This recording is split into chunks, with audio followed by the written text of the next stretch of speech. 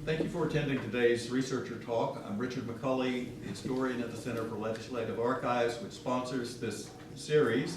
Our guest today is Mark Bradley. He is a former CIA intelligence officer who is currently serving as an attorney in the Department of Justice's National Security Division.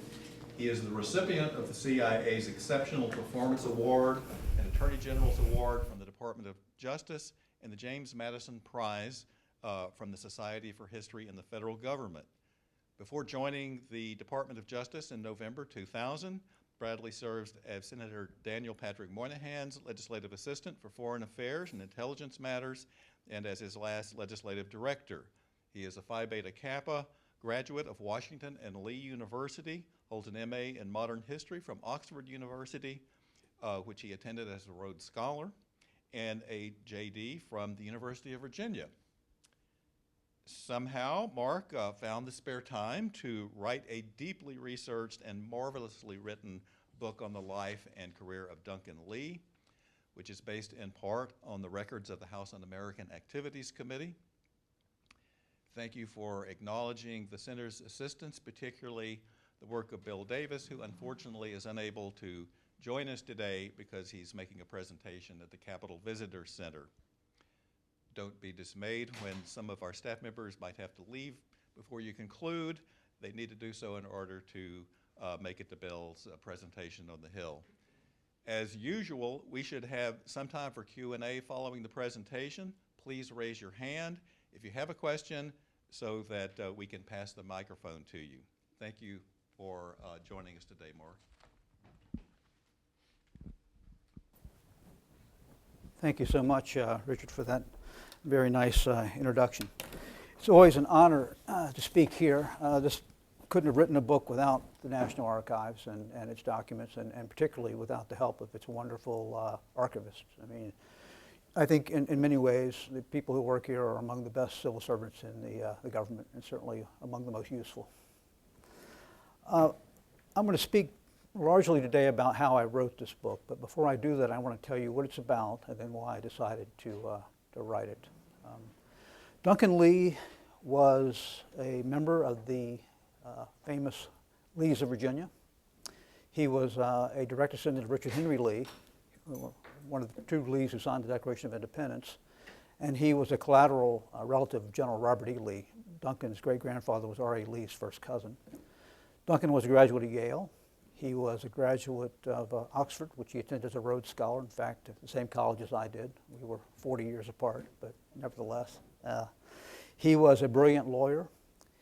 He was a decorated lieutenant colonel in the Office of Strategic Services, our precursor to the CIA, and he was perhaps the best placed spy the Soviets ever had inside any American intelligence service. Recruited by the Soviets in the summer of 1942, Lee passed classified intelligence to Moscow until late 1944, when I think a rising fear of getting caught and an increasingly guilty conscience finally forced him to stop.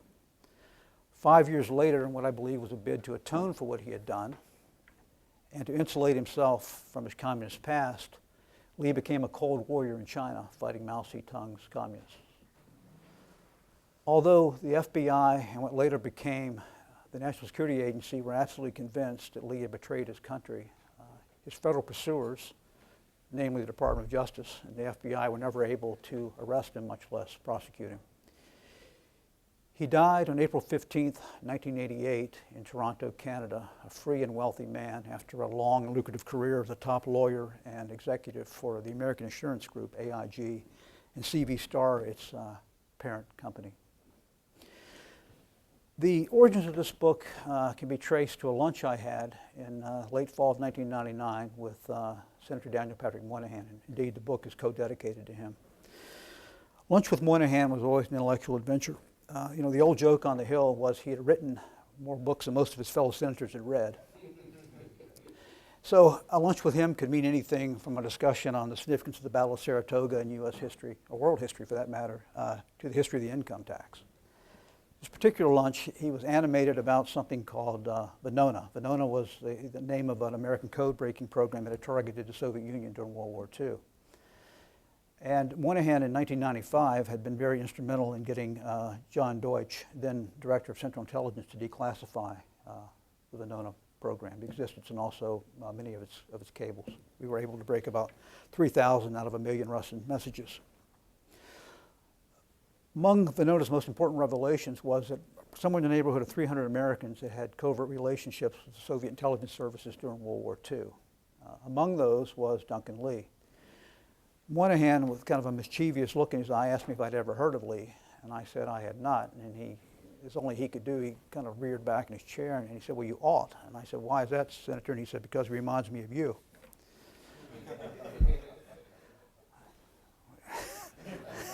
I said, well, why do you say that? He said, well, you both were Rhodes Scholars at the same Oxford College, Christ Church. You're both from Virginia. You're both lawyers. You were in the CIA. He was in the OSS, which was the granddaddy or the father of the CIA. And you went to Washington and Lee, where the Lees are held next to Jesus Christ in status. So he said, you might want to look into him, and he might make a good book, particularly if you can determine or discover why he did what he did.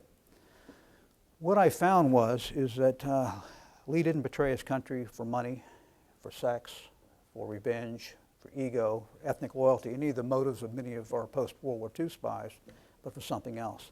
Now, something else is what this book is largely about.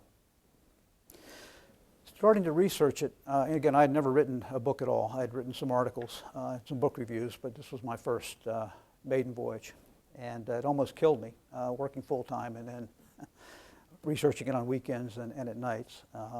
But anyway, as I sat down to contemplate doing it, I realized that I faced at least 3 major intellectual problems with it. The first is that no one had ever written a biography of Duncan Lee. There was nothing to go by. He had been mentioned in several books, briefly mentioned. He'd been discussed briefly in some articles, but no one had ever sat down to actually piece his life together. So that meant that I had to basically write it from scratch. Interestingly enough, as I was going through my research, I realized that some of what had been written about him was completely wrong. For instance, one historian who relied almost exclusively on the so-called Vasiliev papers, the Soviet archives that became open in the mid-1990s. These archives pertain to the old NKVD and NKGB files. Had claimed, while using those files, relying on them, that Lee had graduated from the University of Virginia and Cambridge. Well, it's quite a bit different than Yale and Oxford. Another historian had Lee honeymooning in Moscow. Not true, he had honeymooned outside of Oxford in the Cotswolds. Still another had him fleeing and dying in South America. So I realized that I could use some of what had been written, but I had to be very, very careful with it. And again, that's no aspersions on any historians. It just goes to show you that sometimes you really have to pay attention to what you're reading and the footnotes and how these things are being put together. The second problem was one of basic interpretation. I knew that by writing Lee's story, I would have to write about one of the most controversial and highly politicized decades in American history, and that would be that of the early Cold War. I think that scholars on both the left and the right have tended to view this time period through their own lenses, and often to write, for their own political agendas. Because of that, I was determined to stay out of both camps, but try to take the best out of both schools and try to write a consensus or a synthesis history based on my own interpretations of what I thought had actually happened.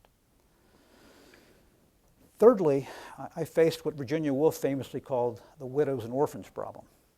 And that is that when Lee died, he left not only one ex-wife, but a living wife and also 5 children. And I knew from my reading about their reaction when Venona was declassified in 1995 that they had defended their father very vigorously in the press when these revelations came out in the New York Times and the Time magazine. In fact, they had written letters to the editor saying, how dare you question the integrity of my father. He, if anything, was a war hero. He was a decorated member of the OSS.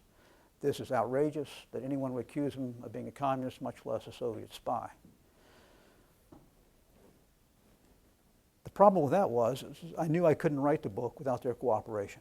And here I was going to write a book looking into whether or not, indeed, their father had been a spy. And although I didn't know at the time, I had a pretty strong belief that Venona and some of the other documents that had come to light were not forgeries, that the federal government had not framed their father, as the children were claiming, but that, you know, what he had done, he probably had done.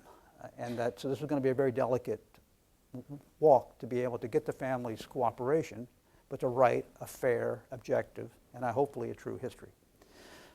In writing this, I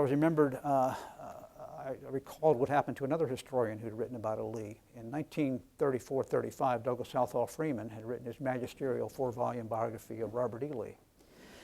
And while writing that book, or those books, Freeman came upon a letter that shocked him.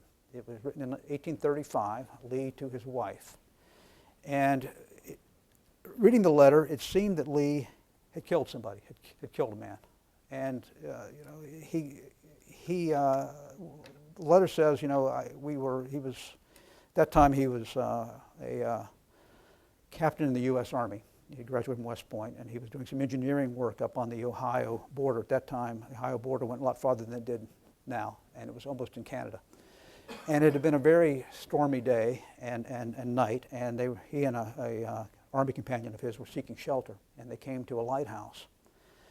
And they knocked on the door, and nobody came, so they went on through the lighthouse, and Lee said, we then confronted the lighthouse keeper, who was not only irascible, but full of venom. Got into a tussle with him and killed him, and took over the lighthouse and stayed there that night. Freeman was absolutely shocked by this letter, because, I mean, not only did Lee admit to killing somebody, but it's, you know, here Lee was the great Southern icon. I mean, here was a man that Freeman deeply admired, yet one who seems to have cold-bloodedly killed somebody. So Freeman wrestled what to do with this letter. He was too much of an historian to destroy it. But what he did is he buried it in the footnotes of his book and called it an unfortunate episode. Said that if it had happened, Lee had probably done it in self-defense and just moved on and just left it there. Again, you know, Freeman, you know, was quite an historian. He won 2 Pulitzer Prizes for his work on Robert E. Lee and then also later on in George Washington. Years later, historians went through that and found out that indeed Lee had killed, but had killed a snake. And you know, Freeman did not understand Lee's Victorian sense of humor. The venom was a snake. But Freeman had been so terrified about the reaction to uncovering this, I mean, not only by white Southerners who saw Lee as a saint, but also by the famous Lees of Virginia. Here you're accusing my relative of being a murderer. So anyway, I remember that lesson as I was working through this book, that you've got to be very careful about this, about the facts. So anyway, as I wrestled with those problems, I began to assemble an outline of Lee's life. And fortunately, because Lee was a Rhodes Scholar, the Rhodes Trust keeps very detailed records of their scholars' professional lives. And so I was able, by going back through the old registries, to lay out chronologically in order his life. And that was critical because you know, I was able to identify where he had gone to prep school. I was able where he had gone to college. I was able to identify where he had worked. And that allowed me to start writing letters. So I wrote Woodbury Forest Alumni Office. I said, can you please send me the yearbook on Duncan Lee? I wrote to Yale University and got a hold of his class chairman, his class agent. Can you send me any of Lee's living classmates, their addresses? Also, too, I began to make very effective use of the Freedom of Information Act. I was able to send FOIAs to the CIA. I was able to send them to the State Department. I was able to send them to the U.S. Army. I was able to send them to the National Security Agency. You know, again, beginning to generate a stream of documents. That said, though, I still needed to make contact with the family if I was going to be able to write a complete and fair book. Luckily, at the Library of Congress, there was a wonderful historian by the name of John Earl Haynes. I don't know how many of you are aware of John's work. He and Harvey Clare are probably the foremost scholars in the country on Soviet espionage back in the 1940s, 1950s. When the Venona revelations became public in 1995, as I said before, the Lee family had quite a bad reaction to them and pushed back very hard. They also began to ask John and other professional historians here in Washington about, you know, what archives were there? I mean, what bodies of documents were there on their father's career? They had, among the historians they had talked to was John, because John had written briefly about Lee in his book on Venona. And so John very kindly gave me the address of one of Lee's nieces, and I got a hold of her and I said, here's what I'd like to do. I'd like to write a comprehensive biography of your uncle, but I understand this may be painful. I understand that you'd rather I wouldn't. On the other hand, there's been so much said about your uncle that I think it's time that somebody sat down and tried to do an objective analysis of it. So I sat down and talked with her, and I think she liked the fact that I had worked for a Democratic senator, Moynihan. She liked the fact I'd been way back in the day a public defender before I started working for the government. And I told her, I said, again, the only thing I can do is to try to do the most honest, objective assessment I can do. And after that talk, she put me in touch with Lee's children. And they came to Arlington, and we sat down for about a day, and I went over the story as I understood it. Again, from what I've been able to read about Lee and from what I've been able to collect. And I said, I have not made up my mind whether your father did what the government said he did. I mean, I can see strong indications that the government was right, but I'm not wholly convinced the government does make mistakes, and that I haven't really begun to do the archival research that's going to prove this one way or the other. After listening to me, they asked me if I'd like to have 4 boxes of their father's papers. Those boxes were absolutely critical to being able to write this book. What happened was Duncan was very, very close to his mother as he was growing up and then going through school, particularly going through Oxford, and he would write her almost weekly. And because of those letters, I was able to trace his intellectual development. And what I found was that it was at Oxford that he had reached the turning point. He went up to Oxford in 1935, and Oxford was quite a bit different than Yale. The Great Depression had hit England far harder, and also, too, the Communist Party was far more active at Oxford University than it was at Yale. In 1936, while a student, Duncan had gone to Nazi Germany, and what he saw, it scared the hell out of him. He saw firsthand that Hitler meant what he had written in Mein Kampf. Duncan said, I've heard the stomp of the jackboots through the streets of Berlin, and anybody who doesn't think that Hitler is going to start a war is crazy. In 1937, he went to the Soviet Union. And there, his first postcard back to his mother just had a couple words on it, perfectly unbelievable. He was absolutely mesmerized by what he saw in the Soviet Union. Like so many Americans, he believed that capitalism had fallen flat on its face because of the Great Depression. He also knew that the Soviet Union was the only one standing up to Hitler, particularly in Spain during the Spanish Civil War. The great Western democracies, us, the British and the French, were on the sidelines, while Hitler and Mussolini were helping arm Franco's insurgents. Only the Soviet Union was providing manpower and weapons to the Spanish Republicans. That was critical in explaining why Duncan decided in 1939 to join the Communist Party. Now again, his children had never looked at these letters, had never looked at these papers at all. When Duncan died, they just collected them, put them in boxes, and never opened them up again. So it was critical for me to be able to explain to them in their father's own words the torment he felt about growing up in the 1930s, of coming of age, that people really did believe the world was falling apart. And you have to remember, it's very difficult sometimes in 2015 to transport oneself back to that mindset, but how desperate things were, that only the Russians seemed to have the answer. And interestingly enough, it's worth remembering, and I discussed this in the book, the Soviets lost 28 million people in World War II. 11 million of those were battle deaths. They were killing 60,000 Germans a month. We lost 405,000. So there's quite a bit of difference, and one can see the appeal of the Soviet Union, and particularly not only in the late 30s, but also even in World War II. Anyway, once I got those papers, I began to have a real sense for the person, a real sense for the man. And these papers ran from the time he was a boy at Woodbury Forest, which is a prep school not too far from Charlottesville, up until almost 2 years before he died in 1988. So it was a big expanse of time.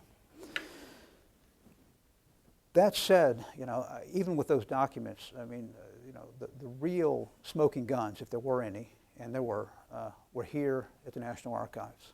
One of the great advantages of living in Washington is we have these, not only do you have the National Archives, you have the Library of Congress. I mean, I can't think of a better place to be a researcher in than this area. It's phenomenal, the resources that are here. When I began to look at the records, I knew there were several records groups I had to look at.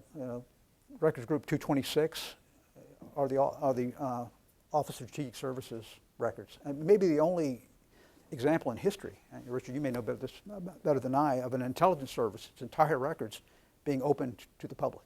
It's an astonishing array of documentation about not only the birth of the OSS, but its actual operations. I mean, it's actual on-the-ground operations. The second group is actually housed in this building right here. It's the records of the House Committee on Un-American Activities.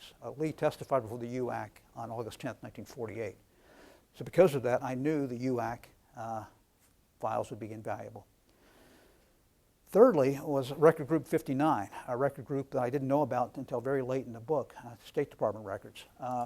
When I originally FOIA'd the State Department back, must have been 2002 or 3 to get Lee's files, I knew they had pulled his passport by reading his letters. And I knew because of that they'd have to have a file on him. They told me that the file on Lee was last seen in 1972. It was either stolen or lost. That's not what a researcher and historian likes to hear. I mean, that's a devastating blow to have documents destroyed or lost. I also needed those records because in 1953, at the height of McCarthyism, and shortly after the Rosenbergs were executed that June, Lee fled to Bermuda. And I had written the Bermuda government asking them for any records they had on Lee because I knew they threw him out of Bermuda that Christmas. They told me that their records had been lost in a fire, been burned. So I'm thinking to myself, this is a problem. I mean, this is a huge problem because I need this part of his story. I've got his version of it, but I don't have the federal government's version. I don't have the FBI's, I don't have the State Department's, I don't have the British. I've got just this perspective. And so anyway, luckily, a CIA friend of mine was doing some research at the National Archives and stumbled across what was then these classified passport files. And in 2012, I was able to ask the archives to begin declassifying Lee's passport files, and they were just extraordinary records. I'll talk more about them in a minute. Back to 226, the OSS files. What I knew I had to do was, and again, when I was looking at the question of did Lee do it, there were two questions I knew I had to answer. I had to ask, I had to answer, did he do it, and if so, why? For me, the more interesting question was always the why, but I knew that we had to do did he before we could get to the why. I mean, first of all, I had to convince the family, and I had to convince readers, and I had to convince myself that he had actually done it.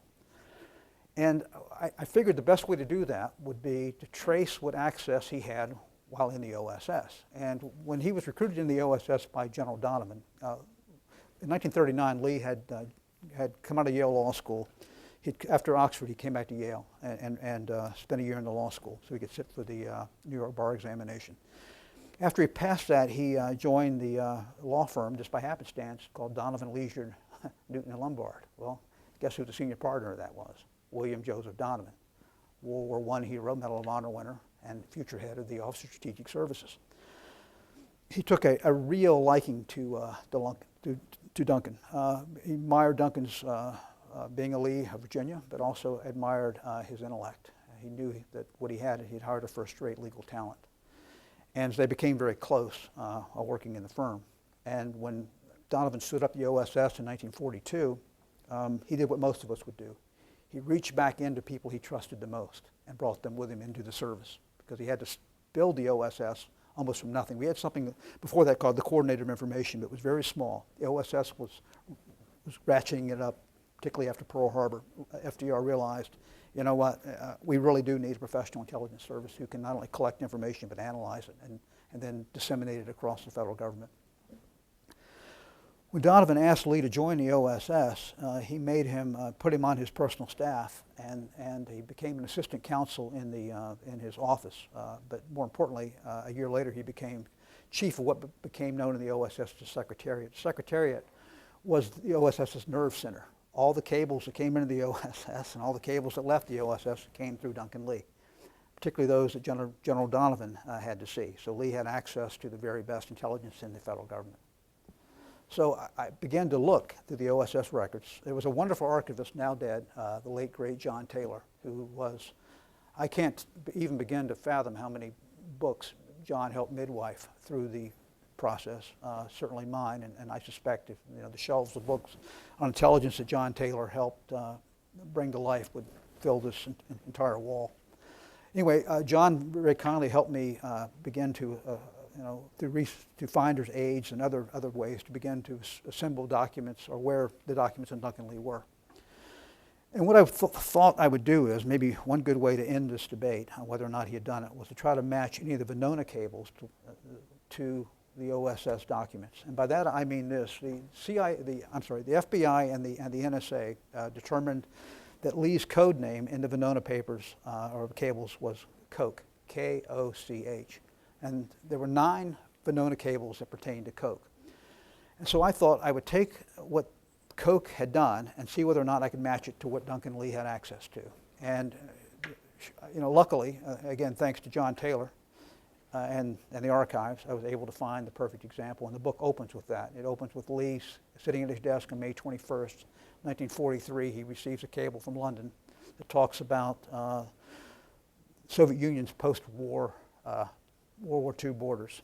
And there's a debate in the British cabinet going on between Anthony Eden, Winston Churchill's foreign minister, and also Churchill about, how expansive they're going to let the Russians be after the war. That's May 21st. On June 9th, Coke sends back that exact same cable to the Soviets.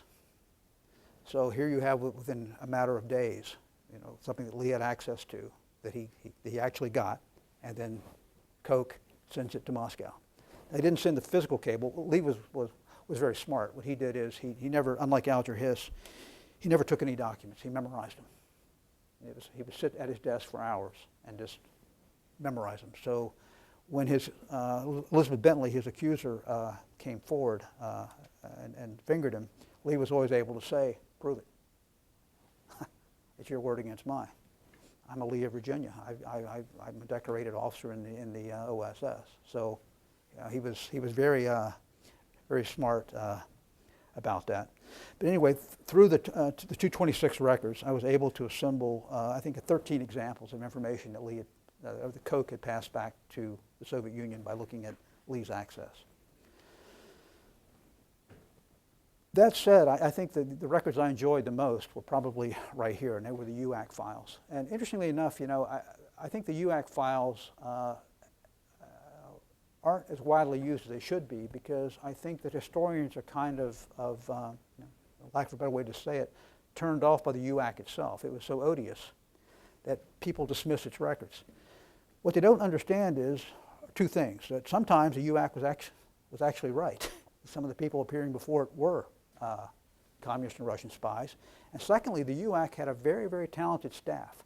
They could investigate a case almost like nobody else.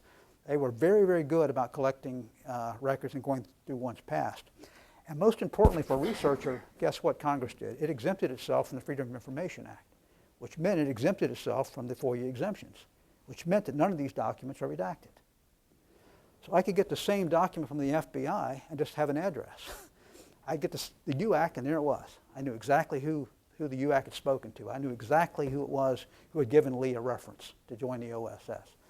And these things are almost like time capsules. They have job applications in them. I mean, they really are. You can almost write a person's biography by using the UAC files alone. But they were a gold mine. And if anybody here ever has a chance, I mean, you should actually go up and look at the UAC files. I think the UAC was what, 1938 to 1975 or 6. I mean, it went almost up to Nixon's days. So it's a large number of records, but they're very well indexed, and they really make some interesting reading. And again, I wouldn't be turned off by what they were used for. It's what they actually are that's important to somebody like myself. But those files were absolutely critical to being able to fill in gaps that I couldn't fill in because of the way that the other federal agencies had redacted their documents.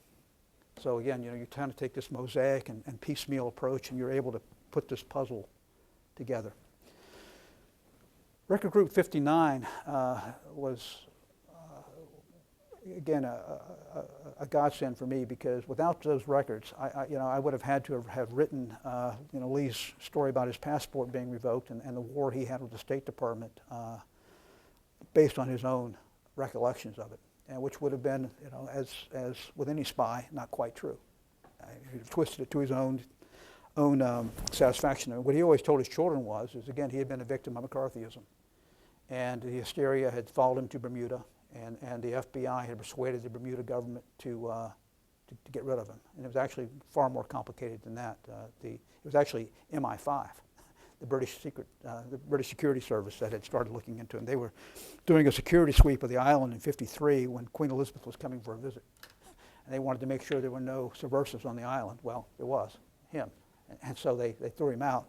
He was in exile for 18 months, and they took his passport had expired, and he couldn't get one. In those days, it was very arbitrary. There was a woman named Ruth Shipley who became known as the queen of passports. And Miss Shipley didn't want you to have a passport, and by God, you weren't going to have a passport. She kept files on over 11 million Americans. And she didn't like Duncan. And these files were fascinating because of the correspondence between not only him and Ruth Shipley, but also Lee's patrons like Bill Donovan, like Tommy the Cork Corcoran. Lee had some very powerful allies in Washington. And it was interesting to see, the number of FBI reports in these passport files that it must have been, probably a couple dozen of those things, unredacted again. The sharing of information between the two, the FBI and the passport office, although the passport office never informed the Secretary of State that they were working with the FBI. I mean, Ruth Shipley ran things on her own. So it was wonderful for not only the atmospherics of the times, again, the 1950s, but to see exactly what people were saying about Lee, because Lee never saw some of the things some of his patrons wrote, and even some of his closest patrons said, actually, I too have some doubts about him, but, it was a long time ago. Don't want to ruin his life. I mean, why don't we just let things be bygone? And of course, the FBI's response was, you betray your country, it's just never a bygone. You're going to be hunted down to the very end. The actual, I started the book in 1999, and then came down to the Department of Justice, and then we had 9/11. A couple of my colleagues are here who remember that time, and I lost 7 or 8 years just because of the operational demands, because of that. I got back to the book again fairly regularly in 2010. The actual writing took about 18 months. And most of it was written at nights and on weekends. As I said, it was the only way to do it. I mean, if you have a full-time job, it's very punishing. It's very demanding, but it's ultimately very richly rewarding. I would do it again. And again, I'm in the profound debt to this place in particular for having the staff and the patience and the expertise to lead somebody like me through this maze of records to be able to create a book such as this. So on that, let me stop, and then we'll just open it up for questions. And please, anything at all you want to ask, I'll do my best to answer. Pretend like it's the old Paris Review, Thank you very much. It's very interesting. I'm curious in regards to your research. I know I've heard a lot of it is still closed and probably will be forever, but from the Soviet side or the Russian side or German side, was there any paths or people overseas you were able to connect with that could verify some of your story? There were some.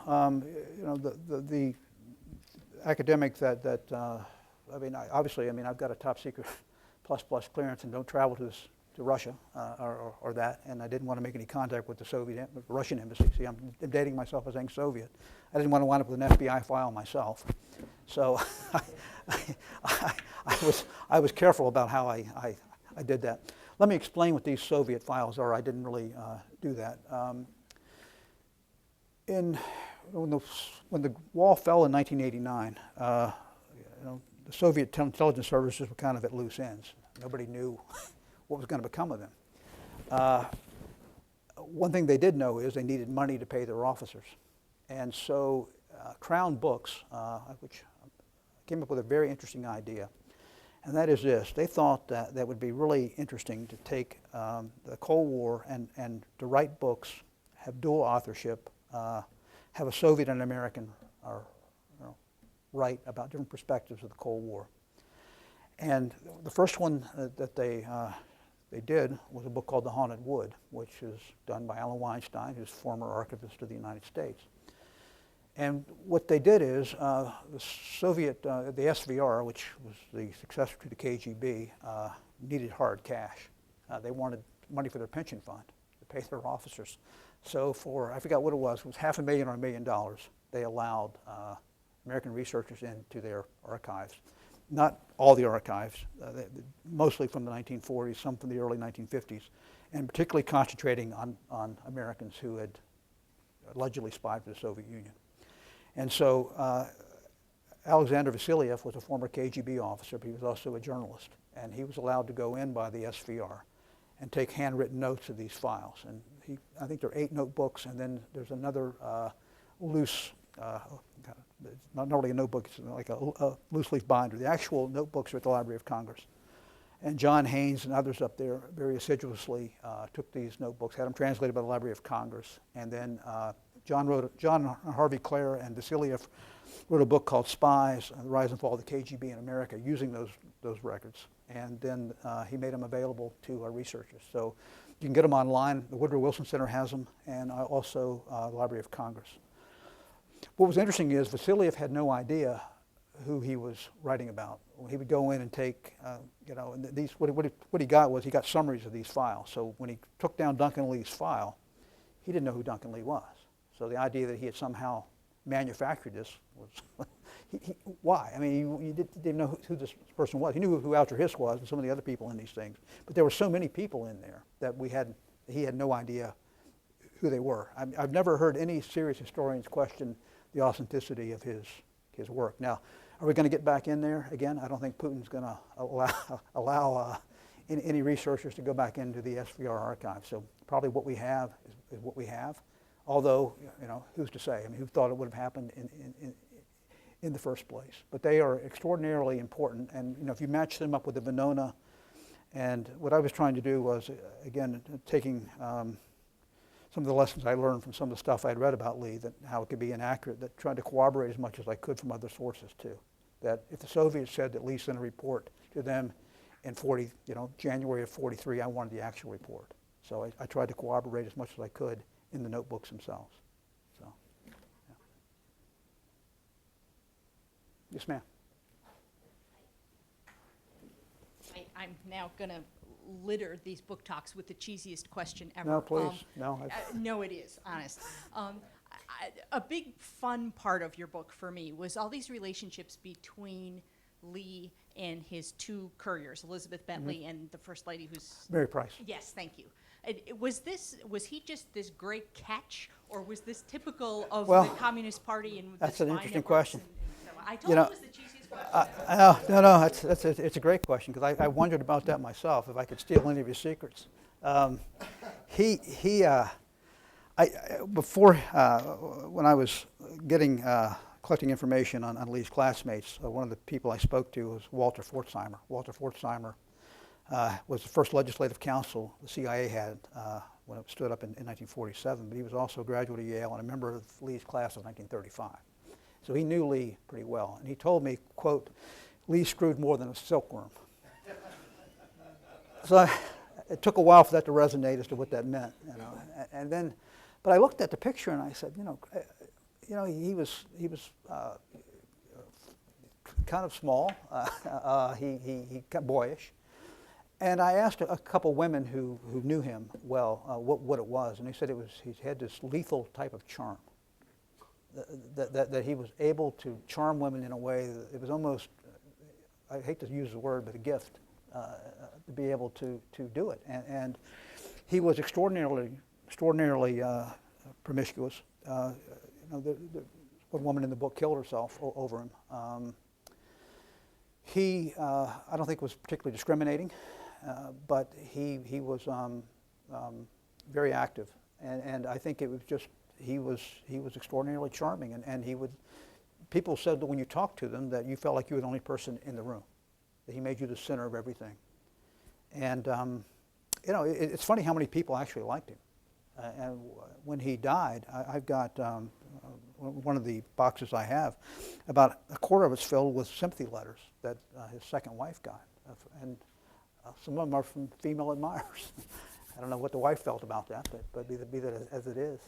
But no, he was just extraordinarily charming. He said almost in a British kind of way. So, you know, I don't think he's the kind of guy you want to introduce to your sister or your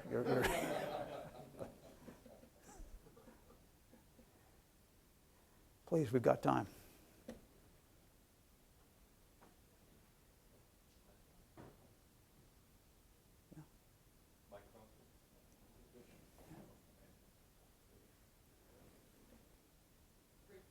Yeah, Rick wants, yeah.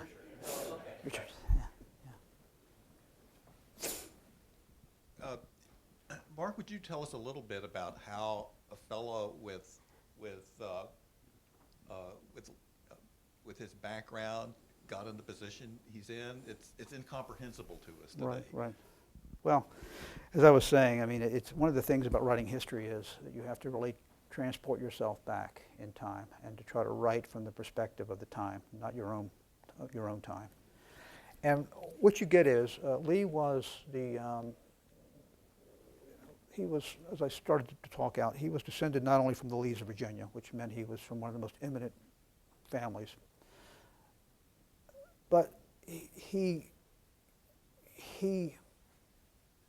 felt he had a real obligation, I think, to serve mankind. Now, what's interesting about his background to me is that he, as I said, was a direct descendant of Richard Henry Lee and also collateral of Robert E. Lee. What did both of those men do? They stood up against their own governments. And they did it at great personal risk and sacrifice. So you have this ethos that you're raised with, that you come from a long line of men and women who are used to putting things on the line. From his mother's side, he was descended from Priscilla and John Alden of the Mayflower. So he's, you know, Lee's kind of all American and on both sides of his family. I mean, extraordinarily eminent roots.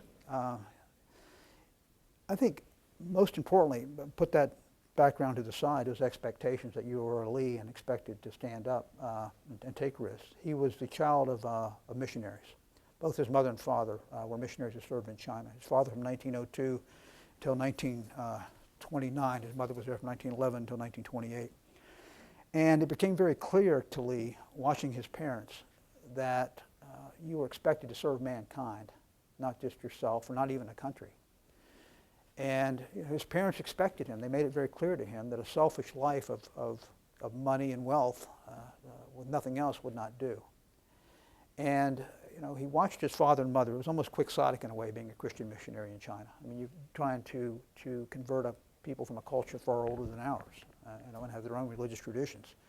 Yet they did, and they tried it every day they were out there, and that had a huge impact on Lee. That one had a duty to mankind, and whether it was saving souls or something else. So he takes this, and you can see it at Yale. You know, he's beginning to try to figure out how he can serve mankind best.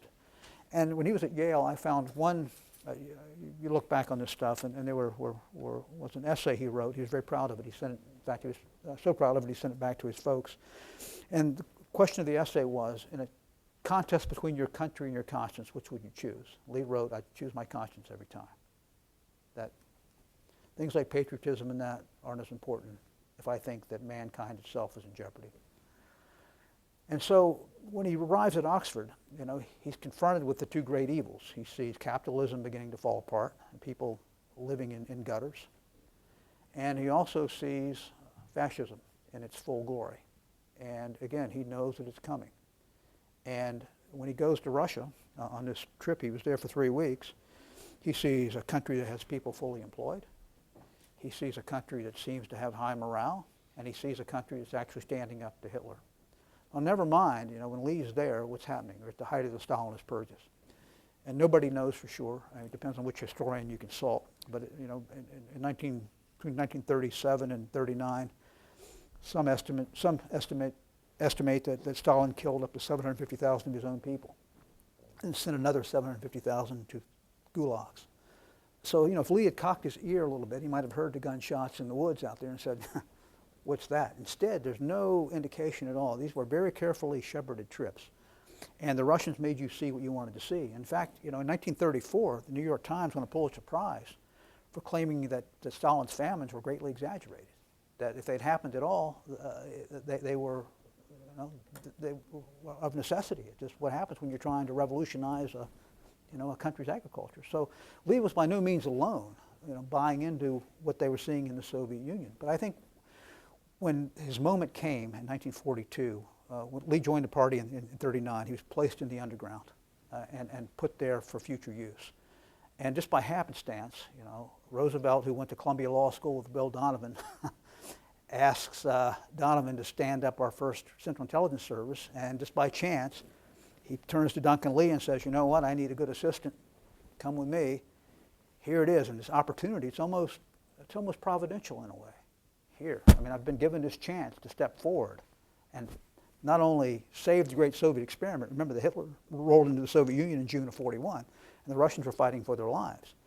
And there were many Americans who believed that we weren't giving the Russians everything that they needed to have because they were bearing the brunt of the war. Remember, we don't hit Normandy till June of 44. The Russians were at this far earlier than we were. And so there was a real attitude that by giving our secrets, I'm helping the Soviet Union, which I think has the best hope for mankind. And secondly is we can beat the Germans this way. So, it's an interesting way. I end the book by saying, people from my background, Department of Justice and that, believe that Lee broke the law and was a traitor. A moral philosopher may have a little different take on this if you actually think about how critical it was to keep the Russians in the war. And if the Russians had pulled out of the war, as Lenin did in World War I, and we were faced with the entire German army at D-Day, I'm not sure we would have gotten to the beaches. My guess is we wouldn't have. It would have been a race to the atomic bomb, and whoever would have gotten it first would have won World War II. It's easy to forget, I think, how desperate World War II was. We get this idea now, the greatest generation, and it was axiomatic we were going to win. No, it wasn't. We were on the ropes. We were fighting a two-front war. We were fighting the Japanese and the Germans, and we're reeling up until mid-1942, if not the beginning of 43. It was a very close-run thing. And it took us a while to get our industry up to where it needed to be and get our army. World War II breaks out. Our army is smaller than Belgium's. We've got more horses and wagons than we do tanks and planes. This is going to be a huge effort to get us ready to go to war. How can we do that? Keep the Soviet Union in the war. Bleed Hitler as white as we can.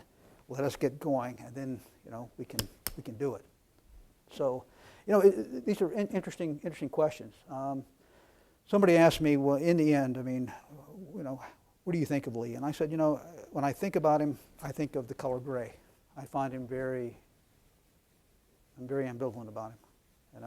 I know what he did. I know he betrayed his country, and that. But I also, as I wrote the book, I tried to understand why he had done what he had done. And again, it wasn't for money, it wasn't for sex, it wasn't for ego, it wasn't for revenge. He wasn't an Aldrich Ames. He wasn't a Robert Hansen. There was something else that was driving him. Now, in the end, the crime's the same. Yet, for me, one of the fascinating things about this book was puzzling through how somebody with his great background, there was, in 1983, he was being diagnosed with emphysema, and it was clear the handwriting was on the wall. He was a 3-pack-a-day smoker and drank like a fish, and he did not take care of himself. So he struggled with whether or not he could put together a memoir of his life. I've got the outlines to it. They're on legal pads. In the end, he scrapped a cradle to grave and just concentrated on what he called the Elizabeth Bentley matter. Again, Elizabeth Bentley was his second and most important handler who defected to the FBI in 1946, November 1946, and she was his main accuser before the UAC and in the public. And he never confesses what he did. He gets close sometimes to mentioning the attraction of communism and how idealistic people were, but he stays away from crossing the lines. Again, the story was he was a victim of a crazy woman and McCarthyism. That's what ruined his life. But the memoir, this Bentley Matter document is very sad because he talks about, I'd hoped to do so much more with my life than the way I finally spent it. And you get the sense, toward the end of his life that he believed that he had failed in some way, that he had ruined his life, or at least disfigured it. And one of the things I think that made it so hard for the children to believe that Lee had done this was that there was nothing in his past after 1944 that he ever gave, nothing else but a loyal American. He becomes a cold warrior in China and actually performs quite well against Mao Zedong. And so it was very hard for people to look back and say, this is the same person. I thought writing the book sometimes I was writing about a different person at different times of his life, almost completely different. Lee, like the best of spies, had a very unique gift, and that is the ability to compartmentalize your life in ways that you can. You can almost be 3 or 4 different people at the same time. Just depends on who you're talking to or who you're with. And he certainly had that gift.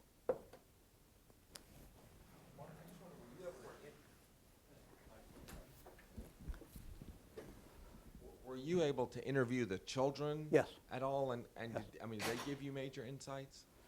They did. I mean, it's funny. I found that the children, despite my fears of the Douglas Southall Freeman problem, having to bury things in footnotes and whatever else, and they were among the most decent and courageous people I've ever met. They told me that they only wanted one thing out of me, and that was to be fair. And I said, I'll do you one better. I'll let you see everything I write. I'm not going to change the interpretation. But if there are errors in this stuff, I want it caught. Particularly if your recollection is different, I want to be able to present that to the reader. So we had a very open relationship all the way through this process. I think it was still painful because, again, that he had been adamant to them. He had denied it all his life that he had ever betrayed his country or even been a communist. So you can imagine how you'd feel if your own father had had a secret life of some sort and how you would feel like that. I mean, what you would feel like. So I tried to be as humane and as decent as I could be while still being rigorous and showing them things like, he lied about this. And he had told them that he had not lost his commission. He had a reserve commission as a lieutenant colonel in the Army Reserves as an intelligence officer. And he always told them that the Army had never taken away his commission, that he had resigned it. No, it wasn't. He lost it in a court-martial. So I was able to get the documents, thanks again to NARA and the FBI to prove this. So you're revealing somebody's life in a way that can be quite painful. And it's interesting. I know some biographers who say, you know what, give me somebody who's at least 500 years old, so there's no children, no widows, no friends. I mean, you just want a dead space. Because it is interesting. The first book talk I gave, Kevin was there. It was at Politics and Prose. And I got there early. I was nervous. I'd never given a book talk before. And I'm sitting there, and there's a very old gentleman off to my right. And he's obviously been there for a while, and he motions me over. And I said, thank you for coming. He said, well, I'm here to denounce your book. Hell of a way to start, right? And I said, well, what do you mean? And he had served with Lee in the OSS. In fact, he had been one of the ones instrumental in clearing Lee into the OSS. And so, I said, I let him after the talk. I said, if you denounce me after the talk, then you can denounce me. He did.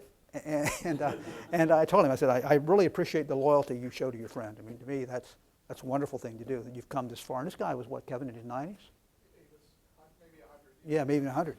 And I said, respectfully, I disagree. I think you should read my book. But it was clear there was some real emotion that people, they find this stuff still, very, very painful. And it was if you read particularly the UAC files and that, people forget. No matter what the politics are today and what we may think of the gridlock on the Hill or even some of the personalities, there's nothing like it was back then. It's really instructive. History can be a wonderful teacher about moods and times, and so I think it's the best education one can have. Yeah. My turn. What made him go to Russia? Yeah. What made him? Yes. What made he go to Russia? He wrote his mother and said, you know, I think that my education is not complete without visiting the Soviet Union, because I've heard about all these wonderful experiments and changes that are taking place. So it wasn't part of No. being a member of a No. communist? He went there as part of, Lee read jurisprudence at Oxford Law in the UK. First legal degree is an undergraduate degree. And he went as part of a lawyers group. Now, the Soviets... Oh, there was a group. There was, yeah. In fact, it was led by Dudley Collard, who was the only communist member of Parliament. So he was part of a very carefully shepherded trip. He was there to look at the Soviet legal system and the way that it was being used. Now, to be fair, the Soviets used these trips to recruit. They were screening people. And in fact, that's how they got Michael Straight. He went with one of these, another trip with Anthony Blunt. He was his minder, he was vetted. The problem was when Lee goes in 37, Stalin is ripping his intelligence services apart. In 1937, he shot at least 3,000 of his best NKVD officers as part of the purges. So there was no one around really to even recruit. I mean, they were still trying to save themselves. But what's interesting to me is the letters that after the first postcard, he wrote a much more detailed letter to his mother and father about what he'd seen in Russia, and it was clear he was completely besotted by what he had seen. He said, this is the utopia, this is the way forward, that the Soviets have found a way to cage economic depression and also found a way to take out fascism. So we need to be part of it. Never mind, his mother and father were missionaries, and the Soviets also wanted to abolish religion and the church, but, you know, well. So, because as you use the word besotted, later, when he said, okay, I don't want to be part of this anymore, did you have anything in his writings that would indicate why he was no longer besotted? That he would separate himself? Not from him directly, but I do from his Soviet handlers. And it was clear that Lee was terrified about being caught. He also knew we were going to win by the time he decides to opt out, that the Soviet experiment is going to be saved and that we're going to beat Hitler. He comes to his last meeting with his KGB or his NKVD handler, and his hands are shaking so bad he can't even hold a cup of coffee. I mean, he's shattered. And he says, you know, I want out, and his handler says, well, it's not that easy.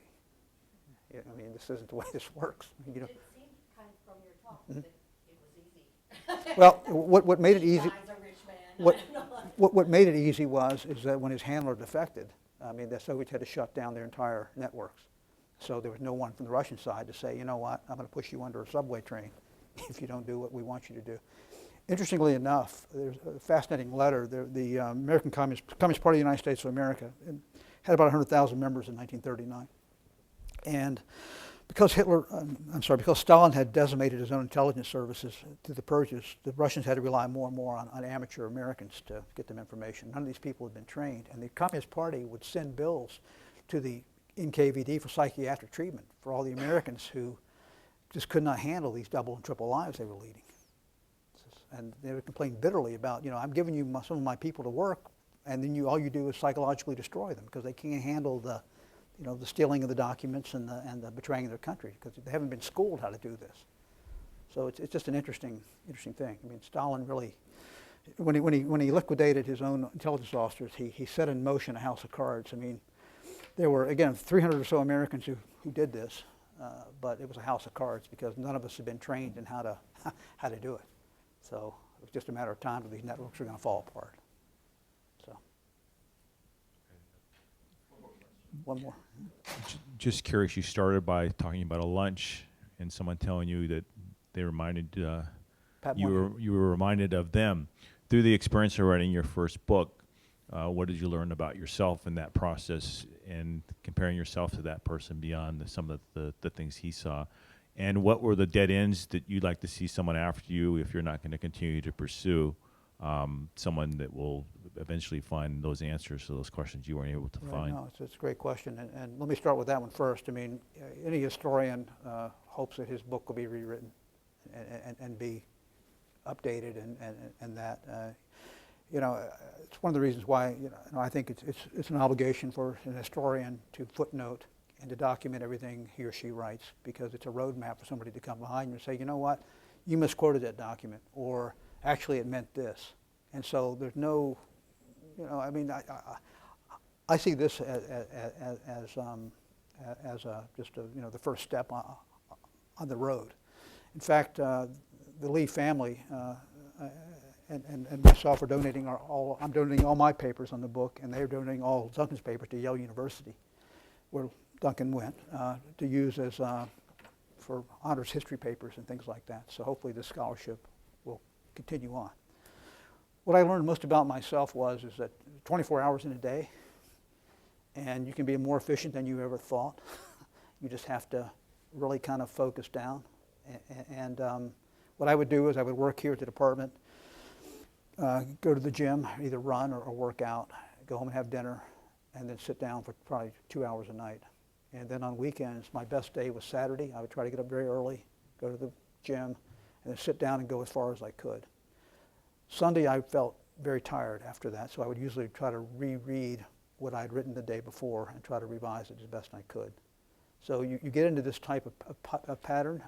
It's really a marathon. It's not a sprint. It scared me when I got my book advanced. I didn't cash the check for about a month because I wasn't sure. Like, I was really just joking. I wasn't really going to do this. I just wanted to show you that I could with the book proposal, but now that I've got the check, I'm not sure. Then I thought to myself, you know what, you can do this. It's just going to take patience and time and effort. And again, what you learn is, and you can see that in the acknowledgments, no book is written by anybody but a massive team of support. And I was very lucky to have that and been very grateful for it. But yeah. Mark, thank you so much. This was just a textbook example of what we like this researcher talk to be about. And you did a marvelous job. I regret we don't have the books on hand that we had promised, but I urge all of you to read it. It's a wonderful history of the federal government, wonderful biography, and a spy thriller all in one. Thank you. Well, thank you. Congratulations. Thank you for having me. Thank you for your patience and perseverance. Not at all. But, all right, so.